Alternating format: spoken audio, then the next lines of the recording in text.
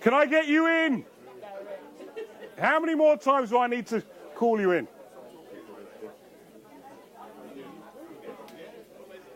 Thank you.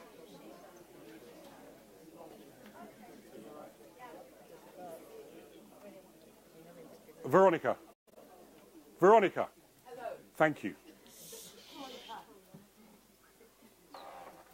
My name is Colleen. Cooper, full name. I'm from Hackney, East London. I turned 18 2 months ago. Who I am? Nice guy. It's always been that fundamental thing, like you go to secondary school, you go to college, you go to uni. I was over the moon. I got an acceptance at LSE. I had an audition for acting and I got into the BA. It wasn't until we got onto the whole student financing that I thought, oh wait, there might be a problem here. I was born in Nigeria and moved to London when I was about 4 years old. Despite me being in this country for 14 years, I qualified as an international student. It was at that point that the walls kind of crumbled down. I've received offers from 4 of the top universities for physics. I got 5 offers. I got offers from all the universities I applied to.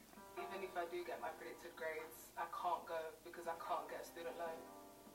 You know, like one of those natural things that you have, like a natural tendency towards a particular topic or subject. It's always been my ambition to enter politics. My ambition is to be a scientific researcher. I'm very interested in climate change. I'm someone that's lived here for since I was 9 and I can't carry on doing what I love to do. And yeah, it sucks. All my fellow classmates were progressing to university, whereas I was stopped at the gates. There's supposed to be this great moment of self-realization where you kind of step into the big wild world and you see where you can go from there. Like, I just want to continue that. I've been to my uni firm choice about 3 times. I've seen where I want to go to. I've seen the accommodation. I've already imagined all the different societies I'm going to be part of. They always say you make friends at university that you keep for life. So I'm waiting to make friends that I can keep for life. If I can get that loan, my family would be super happy for me. I was going to be the first one to go to university, so this was a very important milestone for not just me, but for my family as well. I think universities are missing out on all these amazing people that want to go to university, that want to learn, that are excited about their subject. There's so much hard work I've put into myself already just to get to where I am. For me to stop when I'm 18 is not the one for me. Young, Gifted. And blocked. Let us learn. Let us learn. Let us learn.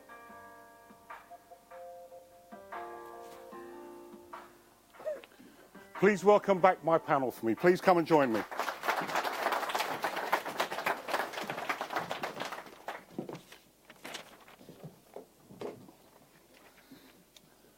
Samas, is Tash, where's Tasha? Tasha. Yeah. Can you give Tash the mic? Tasha, the video we've just watched. Yeah. You were part of, helped make it. What was behind it? How did it come about? So basically, it came about from my story. I came to this country when I was 8 years old, and then after 10 years in the immigration process, I went to secondary school, high school. I got straight A's.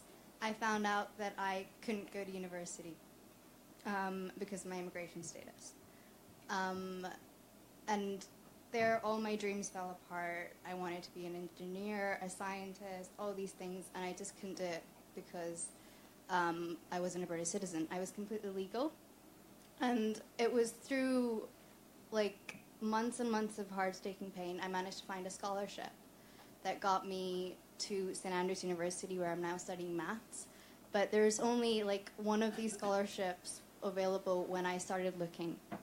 And I realized that there's so many people that were in my situation, and I wanted to make a video that highlighted a lot of their troubles so that we would aim that at universities to kind of lobby them to make scholarships for this sort of situation, because a lot of, like, I have friends from these backgrounds that are young and black, that their immigration status stops them from kind of the hostility created by the government and the policies stops them from aspiring further, whether they can get access to loans and stuff. Like, they want to do great things, but they're just blocked. Give her a big round of applause, please.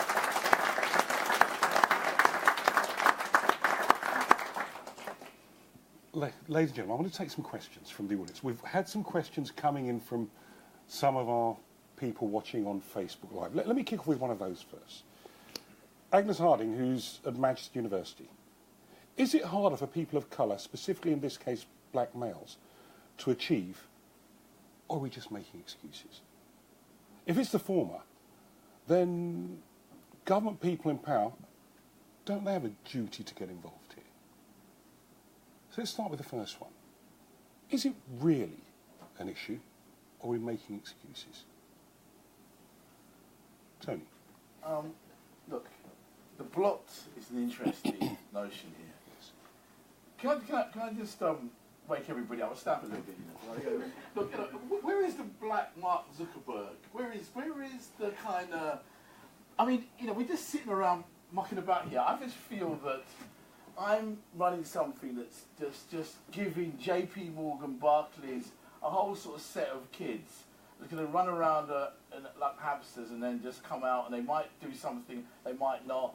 And it's getting very boring, René. It's getting very boring. What I'm looking for now, I created this thing called Generating Genius. So I want to find out where's the talent. And I think one of the things that's blocking is the block is just in here. The block is just in here. It's not government policy. Yes, all right. When my forebears, they didn't actually come off the Windrush, but they actually flew over here. So but they still got kind of some blockage. But even them lot really did quite well, actually, looking back at it, relatively, given their resilience and all the crap they had to deal with. But now it's all about what's in here. And I just think that what we need to do is kind of unblock some of that for our kids. But we have to do something very practical. On those campuses, those university campuses, they cannot be just kind of churning out stuff for the banks all the time.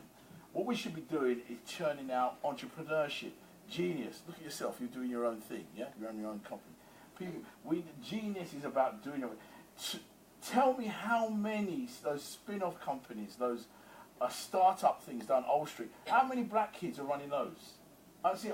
It's usually what it is, a white kids coming out of university, come out of UCL, come out of Cambridge, they club together, they get some money, they know where the money is, they try any idea, most of it fails actually in the end, but they're allowed to try, and they're allowed to do, and they're allowed to just be imaginative. And that's what we need. We need our community to go out and be much more entrepreneurial. So the unblocking is, yes, there's some structural things we need to do, but mentally we probably need to get out of this idea. So there's something structurally, so there's access, there's permission, but there's also just removing all the boundaries and the limits. Is that what you're saying? Yeah, I mean, when I get up in the morning, look, I'm a black man, I got in the morning, that's why I am. But yeah, apart from that really is, 2-second check on that, and that's it. Basically, I'm out there to kind of get on with it, yeah? The world, I go anywhere, people are ringing me up, I'm solving their problems. One time I was sitting down in, I remember this name, I was sitting down in number 10.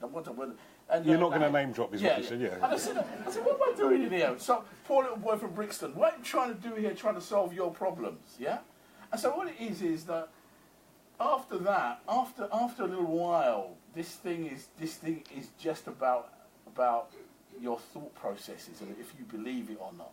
And what is blocking some of our young people is that they don't believe it. Someone's getting in the way and telling them you can't do this, or it's not for the likes of you, or whatever.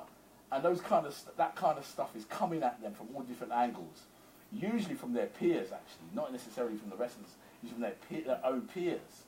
Because you're not meant to do this.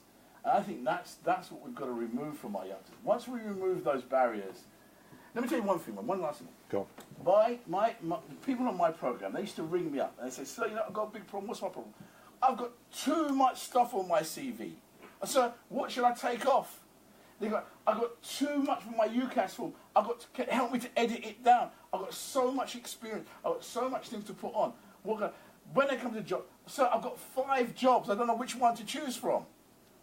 That's the dilemma that my students have. So it's all possible. It's all doable. Let's fix some mindsets. Yeah. Dwain. I recognise that Tony's young people are real, but I have a slightly different cut on this, and I say it this way. John Budgeragre runs his own business, a qualified engineer. His business is on at least 3 continents. These are all black folks. Ken Olisa, most of you will know his name because he's the Lord Lieutenant of Greater London. He runs his own merchant bank and he's been incredibly successful. He is actually a millionaire who donates philanthropically. And Damon Buffini. Those are just 3 people, but I can add a 4th, Piers Linney, who had very humble beginnings. And if you've ever heard of outsourcery, through Reach Society, I've got to know a lot of successful individuals in our community. Part of the worry I have is that because many of those successful people aren't commonly known, the perception is our community is a bust and there is no talent in it. So I would say yes to some of our young people being blocked, but then I go back to basic things about why that happens. When you're in a black family and bedtime stories aren't being read to your children regularly by you or your partner, here is what happens. Your child goes into school at 5 and can't read. I went into school at 4 and I could read, and I asked my mother, how did that happen? She said, bedtime stories. I didn't believe her. But when I had my 4 children, 3 boys, 1 girl, my wife and I did the bedtime story thing. And guess what? Magic happened. So all of our children went to school as fluent readers. My point is, part of the blockage is us as parents not doing the basics, which doesn't require £1 million. Now, that support base can be expanded into a whole host of areas, and we just need to get on that message. So, yes, if you've been quietly abandoned by people who should love you and support you... But I think what's coming out clear from both of them, it can be done. Of course it can. There are no issues. And we've seen the research around creating an environment for development, which every middle-class home has. There's a library. There's a parent there to support you. There's someone there to encourage you to do it. Many of those working-class parents didn't have that luxury. Right. So the world is changing. But what we're really saying in response to this, there are no barriers. Correct. With the right environments, the right support, the right encouragement, anything can be done. Let's take some questions from the audience, please. That hand went up so quickly. Please, can I have your name and your organisation, please? Hi, I'm Kimberly McIntosh. I'm from the René Trust. Yes. I've met 1 or 2 people before. You might not actually remember, but I interviewed you for my thesis about 5 years ago. Yeah, a lot of people come through. Yeah, so... He's going to take credit for absolutely anything. Just make sure that when you do your PhD, you make sure you acknowledge. Yeah, I'll quote you. Don't worry, I'll quote you. Please, let's have a question. But I thought that was quite a nice segue into, I mean, just personally, I could read from the age of 3. I was taught to read at home, but I'm also a very fortunate person, and I know that not for everyone, that is an opportunity that's available to everyone. Perhaps your parents are working shift work, you're from a single parent background, working all the hours. There are a lot of things going on from the outside which might make it difficult for that environment to be an environment that you're born into. So I guess 2 things would be, 1, if that environment doesn't exist, then what can we do to support families where it's very difficult for them to create that environment? And equally, I would argue, based on our research at René, that there are still barriers in wider society. For example, 44% of people believe that someone from certain races are born less hardworking. So I think there is still a prejudice in society that we need to fight, which when someone's going to employ someone, who are they going to hire? Maybe not the person they think was born less hardworking.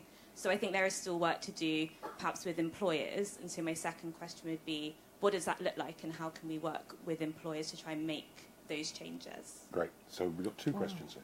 One is, how do we help create a better environment for those who maybe do not have that opportunity? And some of the barriers to employment, which beautifully outlined there, how do we address some of those? Colleen. Okay, so I would not take the position as these guys have done that there aren't blocks or challenges. I love your description in terms of barriers. I think that there are barriers, and we cannot deny that those barriers exist, and they do impact on our young people, whether they are academically able or whether they are underachieving. So those barriers are there, and we need to acknowledge that they are there, and then that puts us in a position to do something about them. I think that there are three things that are really important for a young people throughout their lives, and that is themselves and how they see themselves and what they believe they themselves are able to do. I think it's education, and particularly teaching, and the mindset and the opportunities that really come through from that. And I think that the third area is parenting. So all of those three areas, I feel, need to be addressed if we are really, as a community, going to help our young people to move forward. What's the second question? Work, in terms of work. So there's one that was about the home life. Yep. Then there's the barriers to progression in terms of, or barriers to even entry in terms of employment. So we know that for a lot of young people, whether they're going into work straight from school or whether they're going through the university route, some of the first barriers that they will find is actually the kind of advice, the career advice that they're getting at school. Is the advice that they're getting sound enough? They are being now made to make their choices in terms of GCSE subjects in year 8. Yeah? So potentially at year 8, young people are making decisions that will almost decide the trajectory of their lives. So there's something about the career and the guidance that they are actually being given. And then I think the next thing is about when they do get to the point where they're making choices about university, it's how are they being directed to make those choices. So all of those decisions really happen very early for those young people.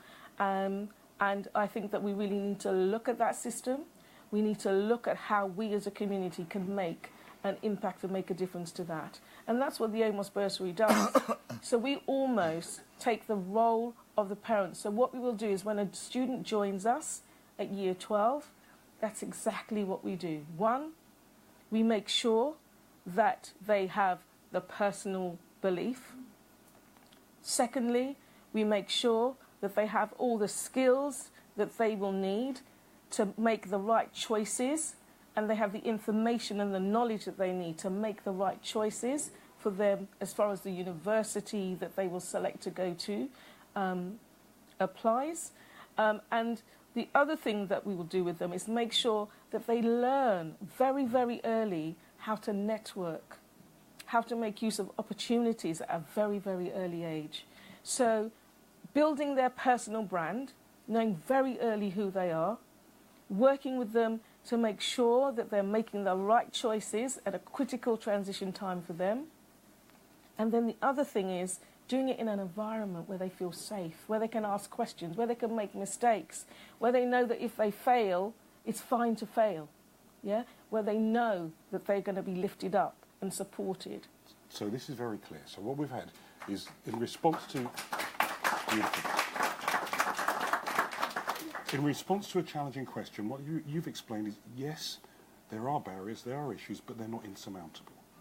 But what we're hearing is we need more scalable solutions. And we need more people getting involved in this, just than those who immediately care and roll their sleeves up, I think is a consistent message I'm hearing. Anything to add to that, gentlemen? I would come in by saying everything that Colleen has said models itself on what we would euphemistically refer to as middle-class parents who have an approach and they continue that approach systematically so the support is there. The challenge for our community is that we have many institutions who could do more but are not stepping into that space. And so what I would identify in the UK is the thousands of black majority churches that we have who absolutely could add value in this space but choose not to.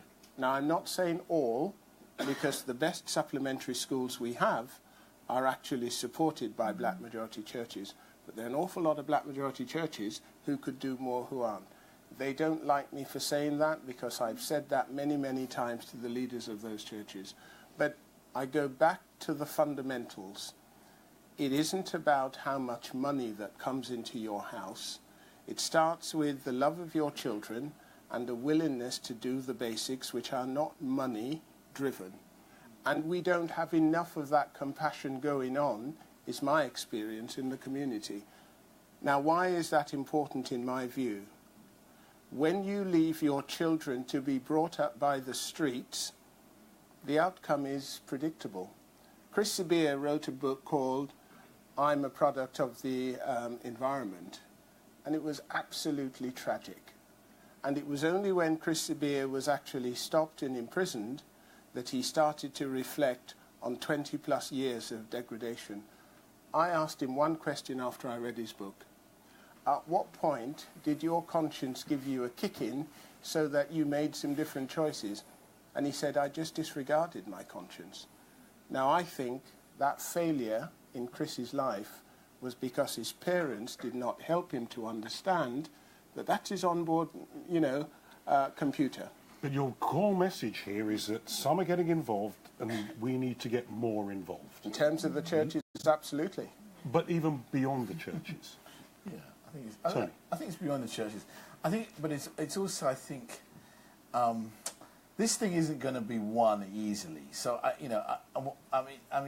think that we have to intervene at different levels, and we're all doing different things on that score, because I think that some are better at doing it when the children are older, some are better at doing it when they're younger. But I do think that there is a kind of notion of, if you're talking about parental thing, of picking this up fairly early, yeah, because unless, and that's the harder bit, because you don't see, nobody, it's really funny, nobody really wants to give. I mean, we're talking about now private sector, for example, and I look at my own kind of charity network, how we've worked. We did fight hard to get anybody to invest in 12 and 13-year-olds. You know, they basically just want the thing now.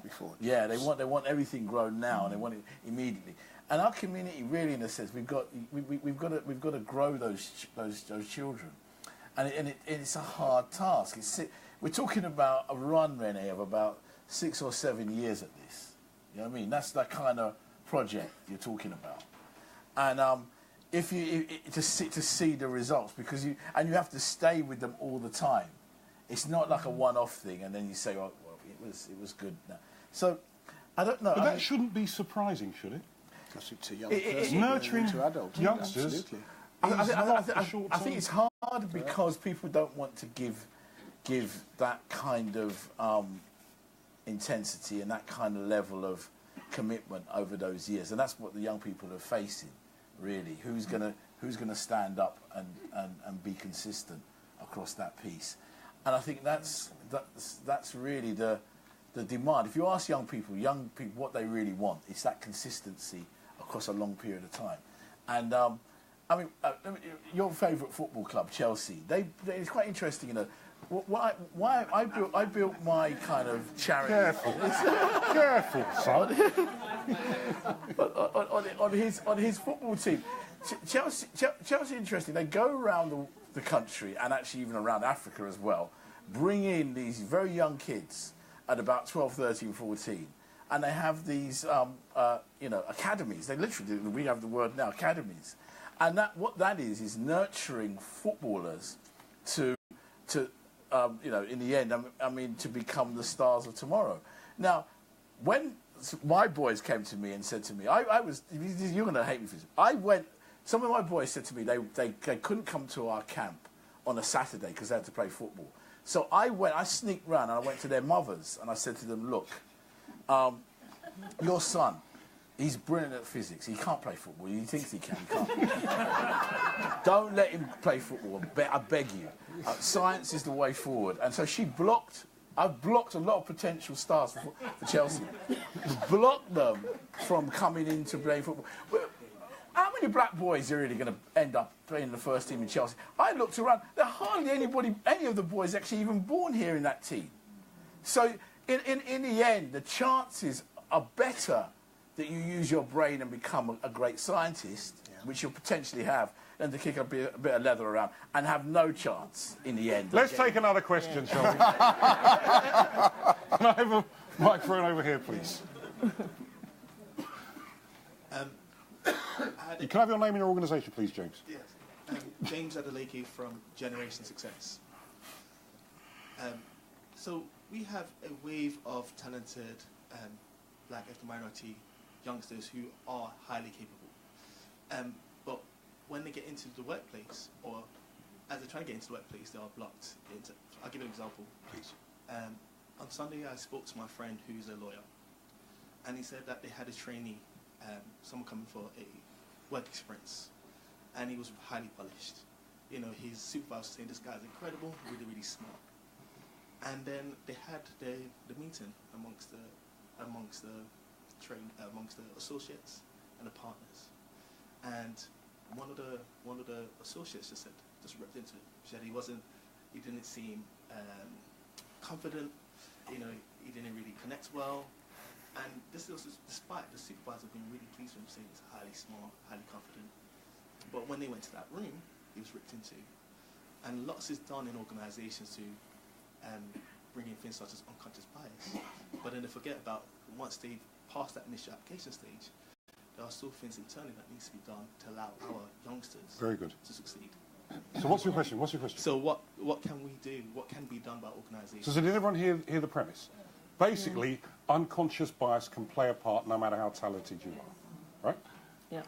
I'm quite willing to kick off with that one, because part of my role when I worked in Shell International, I was involved in recruitment, and we looked at a lot of young people, we recruited many, and we trained a lot of professionals. Unconscious bias is not as unconscious as people would like you to believe. And when we were training managers, they were my colleagues, to be part of that selection process, I introduced one change in that process. Rather than having all white and male undergraduates as part of that training, I requested the introduction of female and at least one black undergraduate. And what we found is that some of those very nice colleagues of mine could not rise above their unconscious bias when they were interviewing a black female or a black male. And how did we discover that? We observed the interview, we made notes of what was being said by that young person, they did the same. And in our wash-up session, we asked them to give us their ratings. We rated objectively, myself and a colleague, and they always underrated those students. And how did you overcome that? In the end, we said in order to select the managers, we needed to have a diverse team of students that they're trained on. Because if we couldn't trust them in a training session, we damn well ought not to be using them. So it's real. My point is, though, we need to accept that we have a system that is not fair. It's a competition. And I think if we have talented youngsters who know their worth and they're willing to compete, if a door closes in your face, try another. But I've said this to my children. If you're not getting the breaks in the UK and you're well educated and experienced, take your talent overseas. My brother did exactly that. He knocked on the door for one of the financial companies to become a partner, and he was always being given excuses why it couldn't happen. So he took himself off to Singapore. He's now been a partner for 5 years and he's loving it. For me, it's a simple competition. develop all your talents, then present yourself. And if it's not accepted here, it will be accepted somewhere else. Colleen? Yeah, I think one of the things that we say to bursary students as soon as they join the programme is that you are wanted in organisations. There is a shortage of intelligent, young, hungry black men that are required within organisations. So as they can get into the organisations, but it's about how you sustain them. And one of the things that you get as an Amos bursary student is a peer mentor and a professional mentor. And the professional mentor is there to guide the student and to give that kind of support that the student would need as they are going through their careers. Now, what tends to happen is after 5 years on the bursary, you know your professional mentor very well. So as you're going into your first work experience, that mentor is there to provide you the guidance. And what I say to every single young person, when you join an organisation, find yourself that mentor. Find that person who's going to provide you the guidance and the support that you're going to need no matter what within the that barrier organisation, regardless of what the barrier is. Very good indeed. Take another question, please. I think we can help with that. So what's your name? What's your organisation? My name is Elham Fardot. I work as a senior manager in finance advisory at Ernst & Young, but I'm here tonight as the founder of Migrant Leaders, which is a charity program I started a year ago, and it's been more successful than I expected. There's more of us than I thought, those who want to help senior individuals in all the big firms, from migrant and ethnic minority backgrounds, very eager to help. So I'm very happy that I can mobilize them. Part of the problem, I think, is a lot of ethnic minorities and migrants, stubborn ones like me, no matter what barriers there are, we try and work harder than everyone else and shatter through those barriers. Yes. Then we reach a stage where we either become disenchanted or actually do the maths and realize it's not going to work. I'm better off diverting my next 20 years of energy training the next generation, so that the Parker report, which was published in October, which showed only 2% of FTSE 100 firms' boards are ethnic minority, and when I looked at those 80 directors that had identified, only 1.3% of FTSE 100 directors are migrants, and all but one person, all of them, almost all of them, were privately educated. So I just, in that moment... That tells its own story, doesn't it? I realised, oh my God, I've been working so hard, I didn't pause to realise I almost managed a miracle to get to where I am. Yes. And I don't want the next generation to go through the hardship I went through. They'll go through other hardships in order to reach much higher than I did. But they will have had the benefit of learning from your experiences. And not just my experiences, the numerous VPs and directors I've been able to, on a voluntary basis, recruit as mentors for migrant leaders.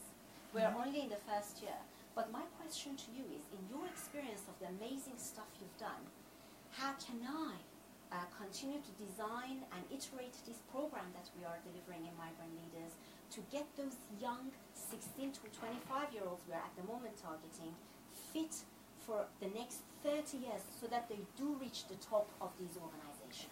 Can I answer that, please? You pointed to something that we work a lot with independent schools. One of the things for that is it's always about the money in the end, René. And I think the tax man is hovering over, and if Corbyn comes in, they know they're in real trouble. They've got to demonstrate that they're getting this tax-free kind of experience by actually helping poor people like us. And I think that in some ways that's an interesting engagement. But if you look at the way in which the UK is set up, the UK is set up it's about networks, it's about clubs. Yes. You go out there, everyone's in little clubs, big clubs, and the club system actually starts in independent schools. And what I realised was that the and also the children run the clubs themselves, which is one of interesting. You go into an independent school, you hardly, in fact, you go into an independent school, you hardly see any adults around. Actually, the kids seem to be running everything, and one of the things they do run is they'll have subject-based clubs. They'll have clubs where politics clubs, and then they're able then, for example, to maybe even call in a local MP, which would probably be one of the fathers of one of the children there. And suddenly this club thing, you begin to train in the notion of networking and the ability to kind of begin to sort of keep those networks going. It seems to me that I realised that once Generating Genius had done its sort of kind of cycle, that in fact my alumni had become unbeknown to me, become a club in itself, and they were networking each other and on LinkedIn and other things, and getting each other jobs and kind of, and some who were, even though they were young, they were kind of still in that network. So I think the answer is exactly what you're saying a bit, is to develop the same kind of thing that goes on there. But we need that in our secondary schools. We need that in our state schools. We need to encourage our state schools to develop this notion of clubs and actually go head-to-head with this. So I'm not saying it's going to be that structural racism exists. I don't want to really get into that. I'm sure it's there, and I'm sure it happens. But, I mean, to what extent are we helping each other? You know, and are we? And isn't this the perennial question? Isn't this a perennial question? The clubs, the networks, the connections, the engagement, the knowing of each other, that seems like a dark, mystical art. It actually isn't. No. It's actually quite obvious. And it's quite obvious that if we come together, pool our resources, pool our knowledge, pool our reach, pool our experiences, we can do stuff. Can I just come in on the back of that? The challenge we have is that too many of those aren't done for the right reasons. But in actual fact, it's not mythology. We know how to do it. We just haven't yet had the experience of doing it well. Sorry, Dwain. Just a brief observation. I mentioned in part one about our professionals dropping in networking conversation. We are, through those networking conversations, doing exactly that. Very good. There is a movement of professional men who know each other, and it's growing. That's not our priority, but it's one of the definite benefits of the way we've positioned ourselves. I just want to kind of add on in with regard to the importance of networks in those clubs. So just to say, with EY are one of the organisations that the Amos Bursary actually work very closely with. Organisations have black networks. And the black networks are absolutely keen to engage with organisations like ours where they feel that they can give back. So, for instance, with EY, we hold events. We have an ambition event that we have with you. What I'm saying is we do have it, but it's how do we harness that for everyone? How do we harness that talent? So, Colleen, you've just done something wonderful. I had a question here from Dana Byfield, which you've beautifully just answered. But Dana Byfield is on Facebook, and she asked, what part does entrepreneurship play? We're talking extensively about academia, but what about entrepreneurship? And I think you've brought that beautifully together. Now, we have a guest who came and spoke to me at the break. Stand up, please, sir. Stand up. Give him a round of applause, and I'll tell you why for in a moment. Now that I've given you the round of applause first, tell us what you do. What's your business? What have you set up? Okay, good evening, ladies and gentlemen. My name's Topsy Belogan, and I've got an organisation called Wasted Talent Project. So basically, it's a platform that I'm creating to connect all organisations together, to one, work in programmes to present to people, and for people to connect with organisations to do what they want to do, basically. So, what brought you here tonight? My friend Lena. That's not quite what I meant. basically, she literally invited me and said it'd be a good place to come down and meet people that have various organisations. I had a very interesting conversation that plays back to here. That his business is called Wasted Talent, that those people who don't quite fit, isn't quite... He talks to them. And he helps them identify, maybe it's not working here, but where can it go elsewhere? And I think there's a theme here coming through the evening. What I'm picking up here as we come towards the end of a really great evening is that there's not a problem that we've highlighted that can't be cracked. Correct. But I think what we're starting to come on is that nothing is best done alone. How do we mobilise? How do we energise? And it's quite interesting to your point. So some of my guests here, last week, I was asked to compare an event for Vodafone called Connecting Women. It was interesting to ask me to compare it to Connecting Women. But what was fascinating about it was my panel was 2 men, 2 women from Vodafone. The audience was all women. What Vodafone have discovered, they did a little bit of research, and this is what you kicked off in my mind when we were having a conversation. They said that their research says that when men are asked, what's the big issue with not having senior women at Vodafone? What the men say is, it's a recruitment issue.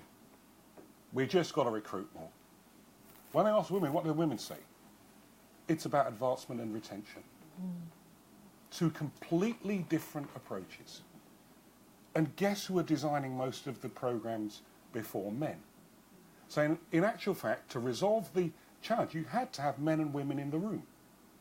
Because nothing is best done alone anymore. And I put this question to the panel, and I'm going to take one from you first. The issues we're talking about aren't going to be resolved by black men alone, even with black women, by a race alone. These are society's challenges. Aren't they? Question. Yeah, I think so, but I think at the same time as well, I think going back to what, I can't remember your name, sorry. Colleen said, but it's more like it's a mindset thing. So when with some people, they want to do something, but they're not like mentally strong enough to pursue what they want to do. So I think with help from people, we're able to help them push towards what they want to do. I hope that's so give them the encouragement, the strength, the resilience. It's more just helping them build them mentally. You know what I mean? It's all about your surroundings. If you're around the right people, they're going to push you to do things, where some people are comfortable with being around the wrong people. Fabulous. Responses. He's advertising. I don't know what he's doing. Anyway, you know this issue of partnerships. Yes. I always thought that when we first started, I didn't really want to do this on my own. I was always looking for somebody to hold my hand, and I couldn't find anybody. And I just wonder whether one of the issues, small charities, I mean, just in the charity sector itself, which I'm constantly questioning as a whole kind of concept, really. They fold like kind of, I think, 1,000-fold a month.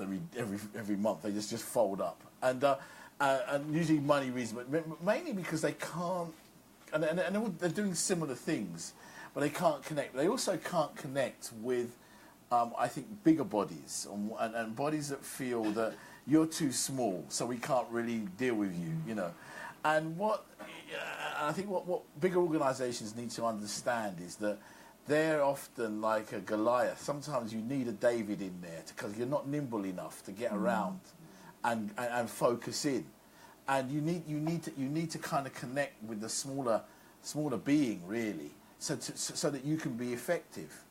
And I've had partnerships with that's really where we're going. We're just looking to. We would jump in bed with anybody, not everybody, but anybody. But we would go with people who actually want the why of what we're doing, which is the betterment of those young people. If they've got the conviction around wanting to help, say, black boys or black girls really kind of connect with opportunities, and if that's really their conviction, and they're passionate about it, then yeah, let's get together. Very good. Can I just? Please. So, for me, there's also, again, I'm coming back to the young people, okay, because there's none of them are on the stage to actually speak for themselves. But I think that what we fail to understand is that we have an amazing pool of young people who are absolutely creative, who are innovative, and who are all up for this, who are up for that social change. I'm amazed at how many of our students are all for making a difference in their communities. And I think it's imperative upon us to give them the skills that they need to now take on those leadership positions. Because, you know, the best way to learn for young people is not for role models that are years away from them, but it's those role models who are 2, 3, 4 years away. Because that's something that they can really aim for, they can work towards. And I think that what we need to do as a community is to spend money and invest on the young people themselves to give them the leadership skills and abilities that they need so that they can begin to make the change in the community. And I'm saying that because I can see at the back too, I've got 3 of the young men in the Amos Bursary who are absolutely doing that. So we've got our 10-year celebration coming up. Come and join us up here. Come on. Give him a round of applause, Solomon, please. Come and join us. Come and join us. Come on, don't be shy. Mark, you got a mic there? Can I have a microphone, please? Who stands? Just come, the 3 of you. Fine. So, give me the mic. Grab the mic. The 3 of you. Face the audience so they can see you. Now, in your own words, your experience with the Amos Bursary, what has it done for you? Please. So I guess I'll give a background. Please. Me. So, hi everyone, my name's Ivan. So I just finished my 3rd year at medical school at UCL. Then I took a year out of medical school to do a master's in data science. So that's in partnership with the Google DeepMind team. So I'm working on kind of AI research. So we're looking at trying to predict persistence of medications, and I'm working on data from 3 million patients at the moment. So Amos Bursary for me, both my younger brothers are on the program, so all 3 of us are on it. And for me, what it does is kind of connect individuals that would be disconnected, and gives us a space to kind of grow and bounce ideas. I meet some of my really strong friends from that environment. So overall, for me, it's about kind of giving us that opportunity to shine, and that's the best way I can describe it. Very good indeed.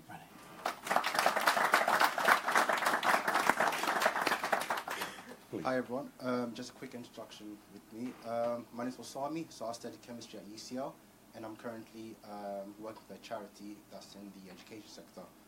I'm about to start an economics degree this September at the University of Cambridge, and so what the...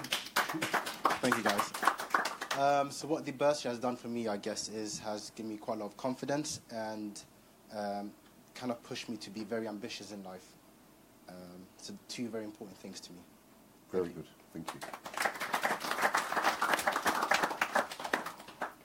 Good evening, everyone. I'm Solomon.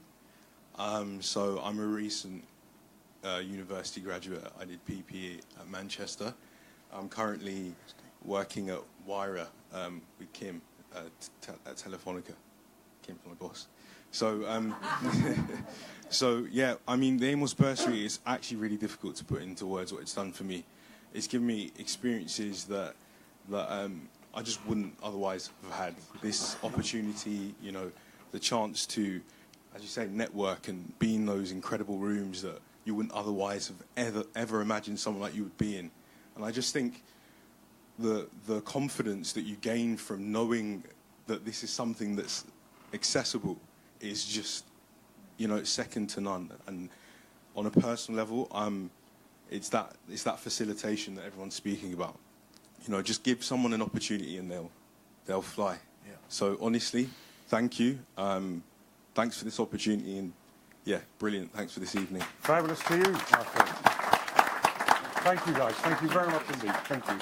Thank you very much. Yeah, René, can I just make a very quick You're going to make comment? the point. I'm going to take the final question. Okay. I just wanted to, I just want to actually echo the working together, because in Reach Society, our motto is building connections. It is because with the design of our project that we realised we couldn't do it alone, which is why we work together with employers, we work together with professionals, and we're all the time looking at ways of adding value.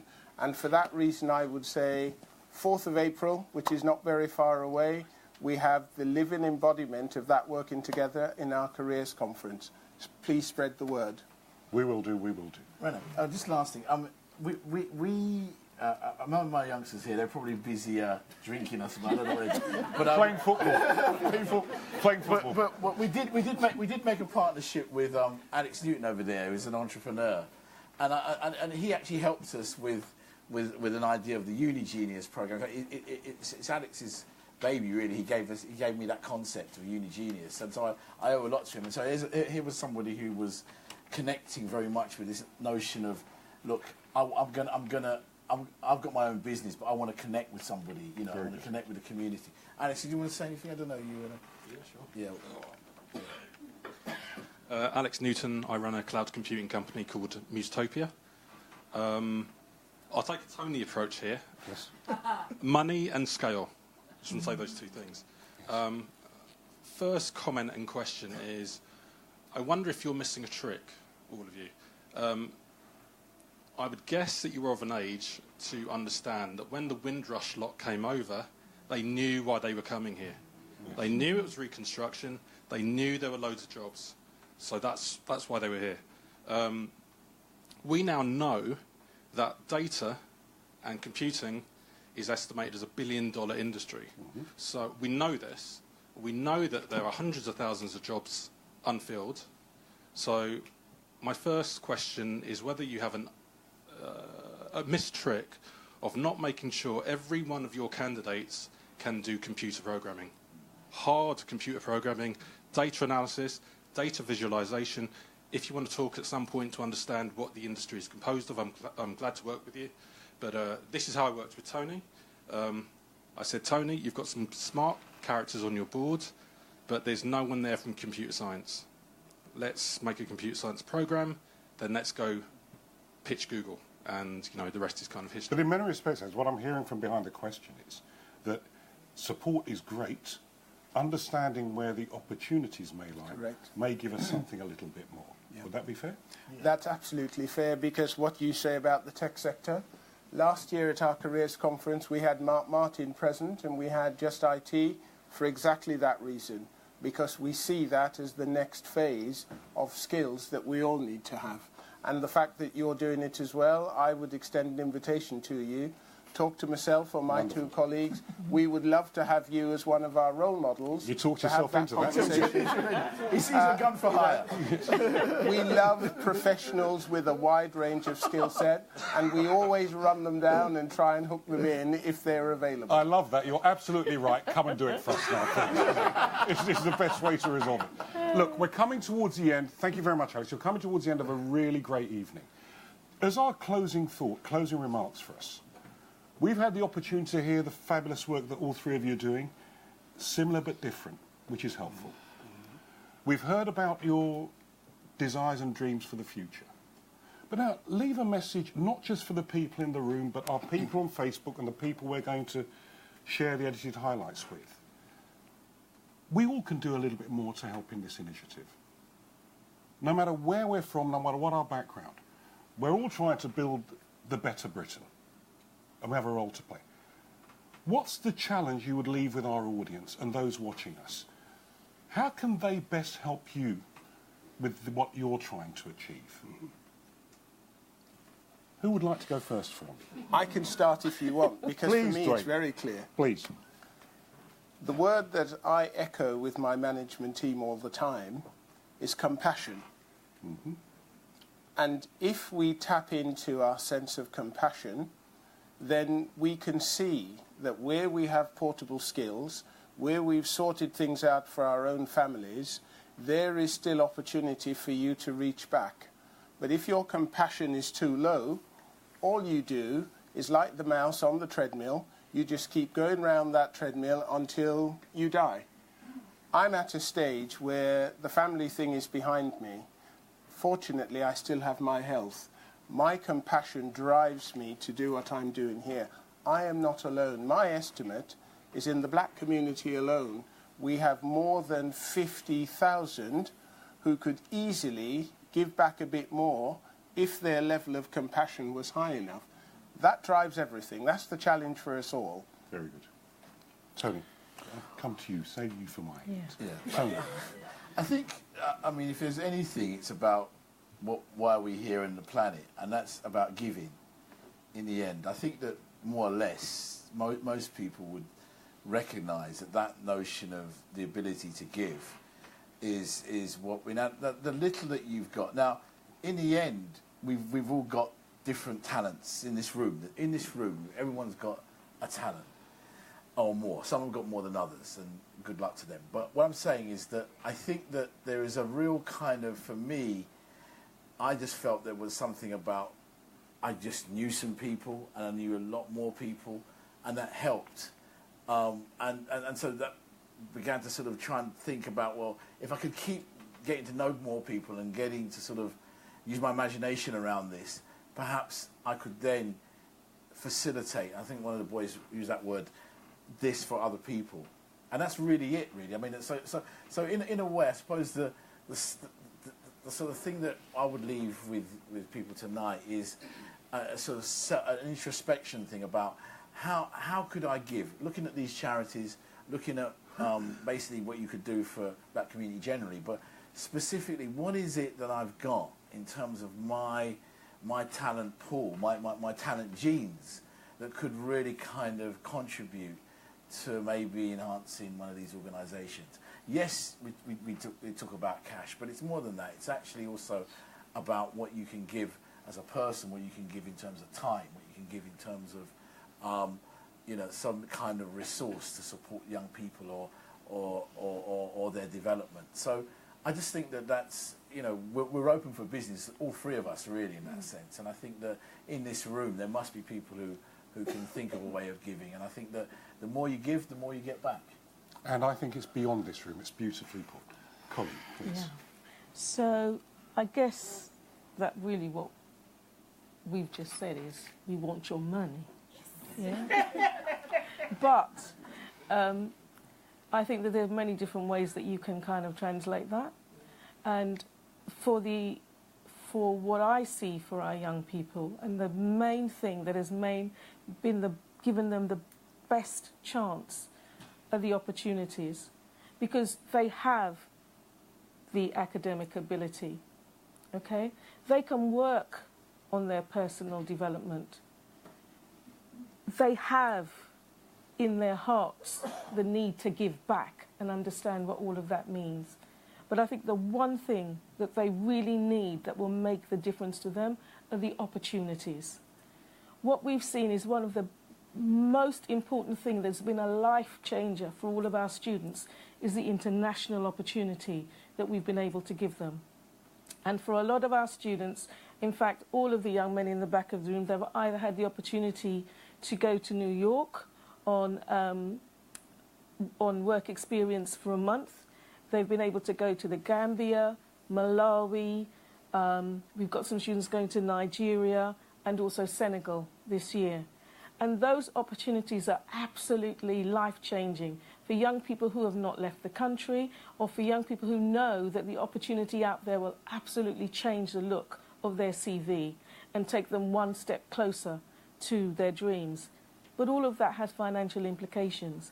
And whilst for each of them we let them know that none of this is free and they have to fundraise towards that, they're given a target, it never meets the full amount that's required to make the difference. So again, for me, it's about allowing them to have those opportunities that will absolutely change their lives.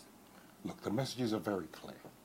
We've had 3 charities who are stretching every sinew, every muscle to make a tangible difference. The message here is clear. With more resources, they can do even more. How committed are we to each other's success? Is the question we're asking each other. How committed are we to each other's success? We've pushed them, we've prodded them, they've answered every single question. They are brilliant role models, but even more so, our 3 gentlemen who joined us from Amos Bursary are proving this is what they're producing. This is what they're capable of. Give my panel, give our 3 guests, fantastic round of applause. Thank you. And as we're just about to close, my team will be coming around asking you for some testimonials, because we're going to try and put this together to enable our 3 guests. We'll do the edited highlights, and we're going to try and take this out to other organisations who might be able to give them a little more reach, a few more resources, and cash is king. Next event, 25th of April, I've got a fabulous panel. Our subject matter is South Africa 2020. Africa's most advanced nation. What does the future hold? Is it a moment of optimism or a moment to be cautious? Join us on the 25th. In the meantime, I'll meet you next door. Thank you very much for coming. We'll see you again soon. Thank you.